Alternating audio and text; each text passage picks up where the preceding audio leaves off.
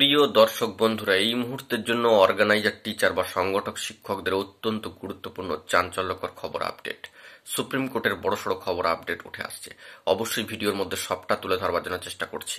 Urgent ভিত্তিতে ভিডিওটা তাই ক্রিয়েট করা। ভিডিওটিকে শেষ পর্যন্ত দেখবেন, কোনোভাবে স্কিপ করবেন না, চ্যানেলটিকে সাবস্ক্রাইব করে সঙ্গে থাকবেন। চলুন কথাবার্তা না বাড়িয়ে মূল টপিকে ফোকাস করি। বন্ধুরা, যে মামলার উপর নির্ভর করে অনেকগুলি বিষয় এগোচ্ছিল অর্গানাইজার, টিচার বা সংগঠক শিক্ষকদের একাংশের একটি গুরুত্বপূর্ণ মামলা কিন্তু সর্বোচ্চ ন্যায়ালয় সুপ্রিম কোর্টে ছিল।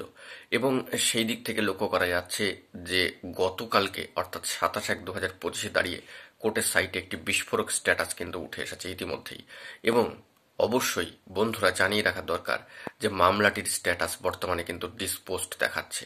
অত্যন্ত হতাশাজনক এবং বেদনাহত একটি খবর যে অর্গানাইজার, টিচার বা সংগঠক শিক্ষকদের অত্যন্ত গুরুত্বপূর্ণ একটি মামলা সর্বোচ্চ ন্যায়ালয় সুপ্রিম কোর্টে কার্যত আবারও কিন্তু ডিসপোজ স্ট্যাটাস কিন্তু দেখাচ্ছে।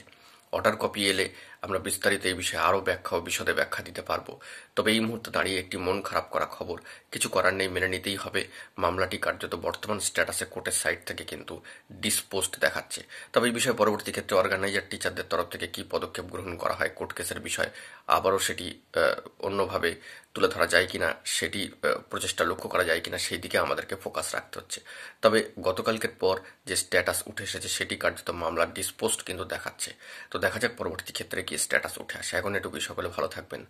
জরুরি আপডেটগুলি পাওয়ার জন্য চ্যানেলটিকে সাবস্ক্রাইব করে সঙ্গে থাকবেন। ধন্যবাদ।